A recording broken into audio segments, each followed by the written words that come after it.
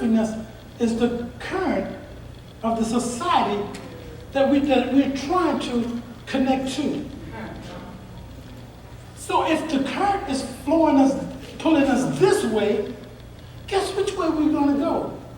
We're going to go this way, and we have no control because we have no pedal or anything to guide us back to that place, because we have given up everything for these pleasures, for this season, for this moment. And God is saying, I need my believers, I need my people to begin to realize, where are you? Are you in the place that I call you to be?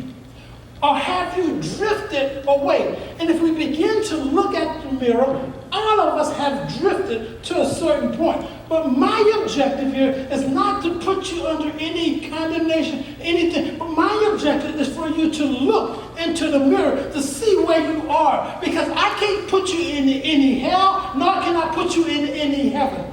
But what I can do, and like I'm doing for myself, is that I'm putting the mirror before me. Am I going to be effective for the things of God, or am I going to continue to drift away and then allow circumstances and anything that comes my way to cause me to be moved from the things of God? What's more important to you, the things of God or your pleasure?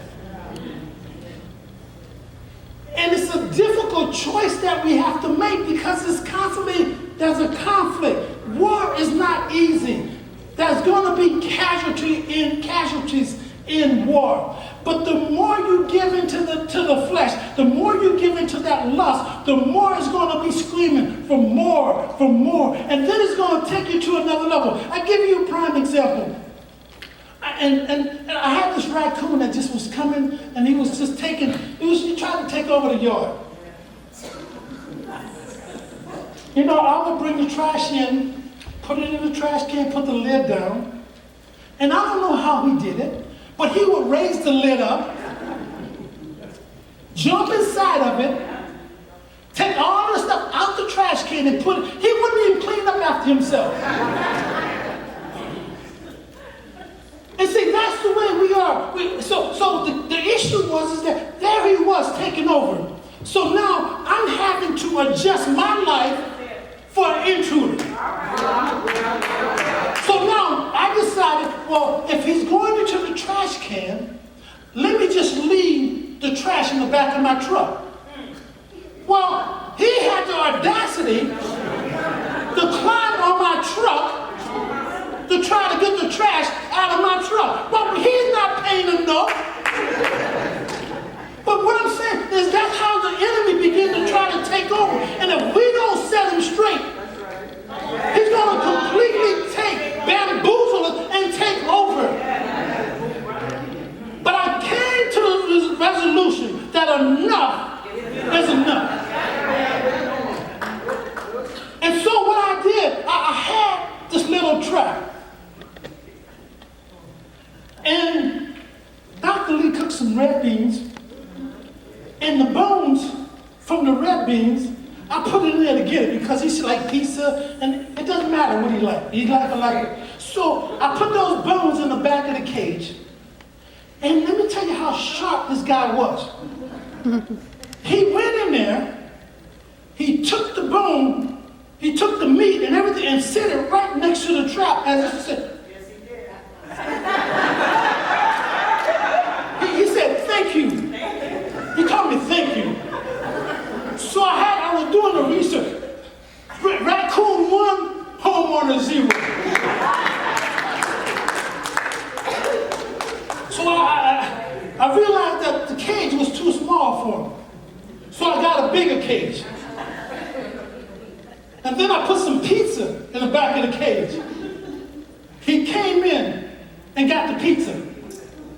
And I didn't catch him. Raccoon 2, homeowner 0. And see, what my point is that I'm trying to make is that we got to be smarter than the devil. See, he had got comfortable taking the food. He thought that he owned the place. And see, if we're not careful with the enemy, he's going to think that he owns you. And he's just going to keep coming. He's going to keep coming. He's going to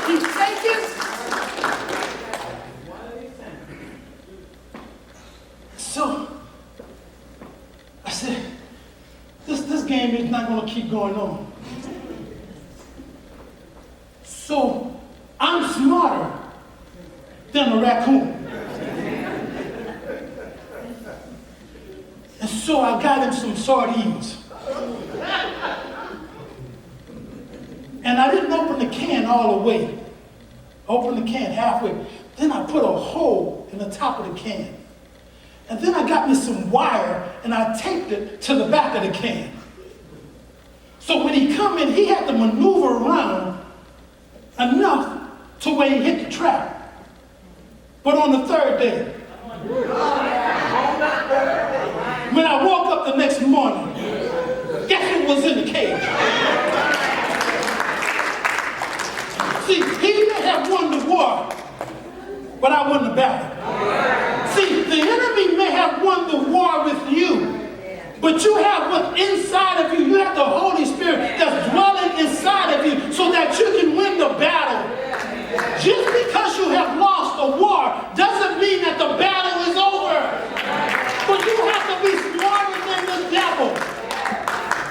You have to realize, see, the writer of this book begins to tell us there's a conflict going inside of you. If you know that there's a conflict going inside of you, you have to be prepared for the conflict. If you don't deal with it, it's not going to go away. There's a battle inside of each and every one of us to where we have to make a choice each and every day. Are we going to give into the flesh, or are we going to allow our spirit man to rule and to reign? We quote the scripture, greater is he that is in us than he that is in the world. But yet we're trying to be the greater one. With our flesh, nothing is good in our flesh. And everything that we're trying to do, we're trying to do it in our own strength. When we have our Heavenly Father who is trying to help us. And I began to look at James, and that's just one verse I told you guys about, right? Let's see if I can get us another one for the next few minutes. I won't be before you long, I promise you, today, because there's so much more we want to say. Verse number 2. It says that you are jealous and covet what others have, and your desires go unfulfilled. So you become murderers. So now we went from having a war within us to murderers. It's with that lust and that desire that we're trying to fulfill, the monster that it begins to create in each and every one of us. See, it gets to the point if we don't control it, it's going to control us. And we're going to do things that you wonder, have you ever wondered, you heard on the news where this guy, or this person did certain, and you say, I didn't think that was in them. You don't know what's in them.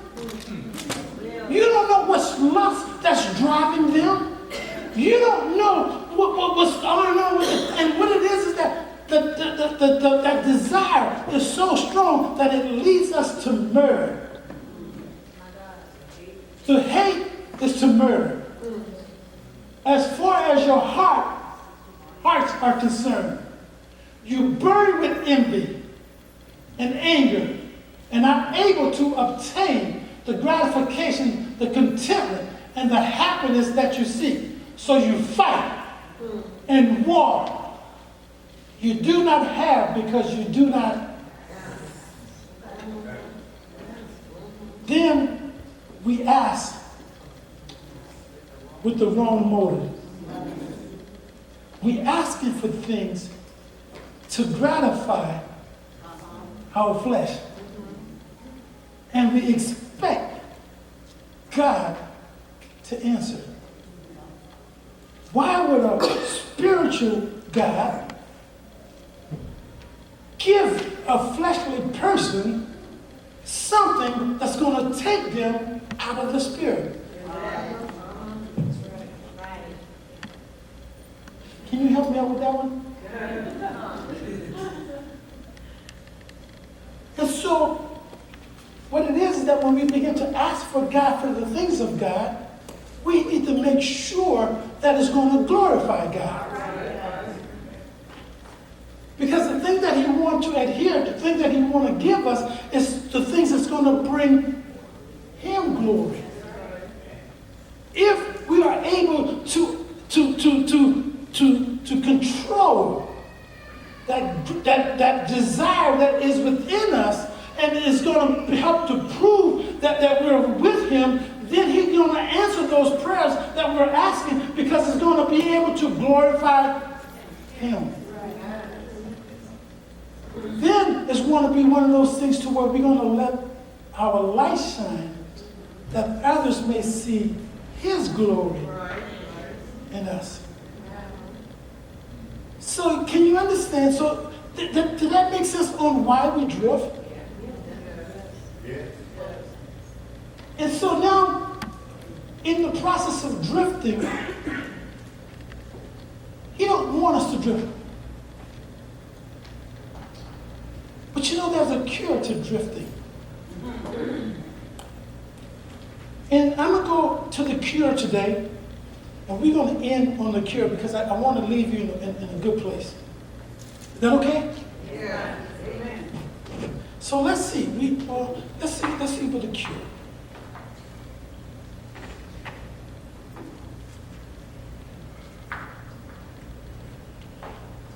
Okay, verse number 4 says that you are like an unfaithful wife, having illicit love affairs with the world and breaking your marriage vows to God.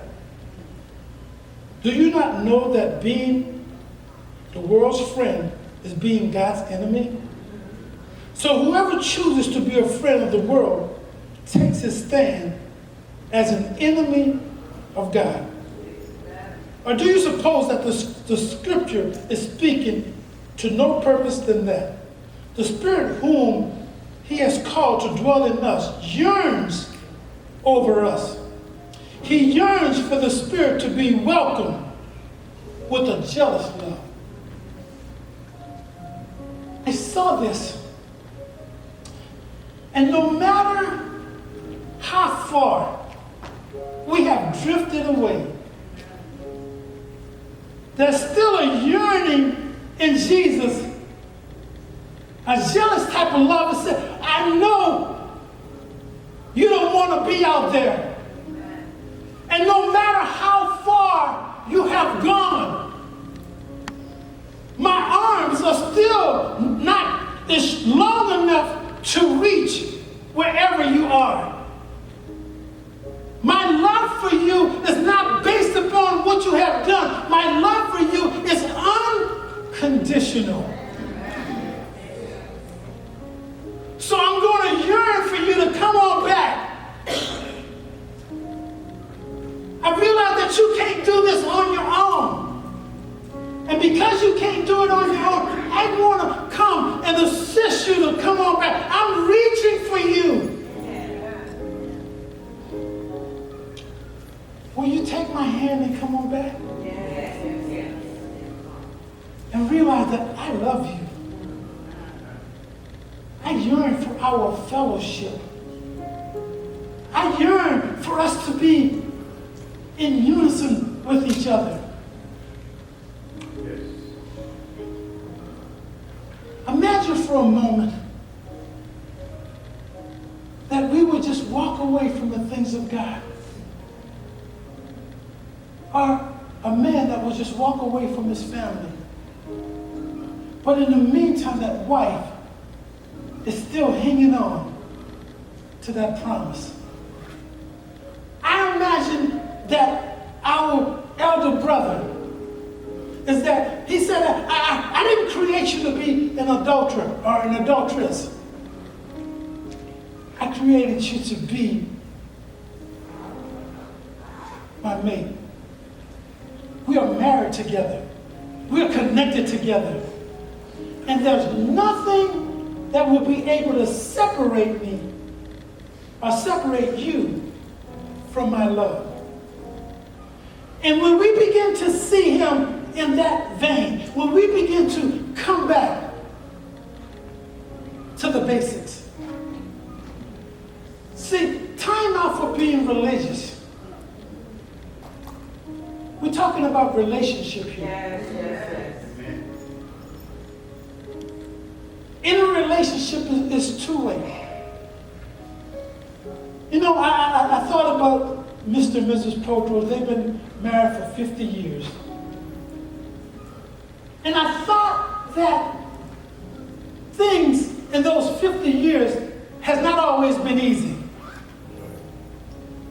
And in our lifetime, things will not always be easy. But I would imagine that you purposed in your heart that I ain't going nowhere. And when the trials, when life happens, that was the anchor that held them in spite of. The waters came, disruption came, adversity came, the devil came. But because they purposed in their heart that in spite of what life may bring, I am not going to be moved.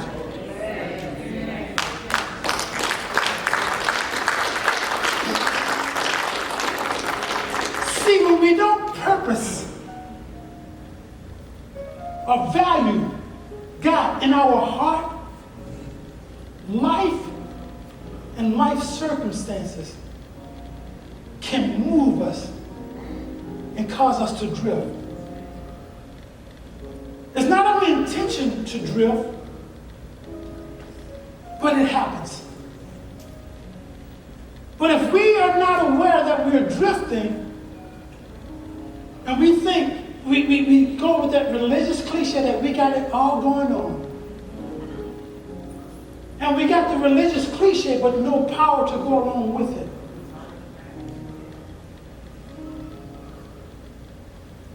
I'm tired of saying that I know God, but I really don't know Him. And it's not until you get sick and tired of knowing about somebody. You see, in order for me to know about Him means that I got to spend some time with Him. And I'm not talking about quality time, quantity time. I'm talking quality time. And I'm not going to tell you how much time you need to spend. But the beauty of it is that whenever the time that you, quality time that you do spend,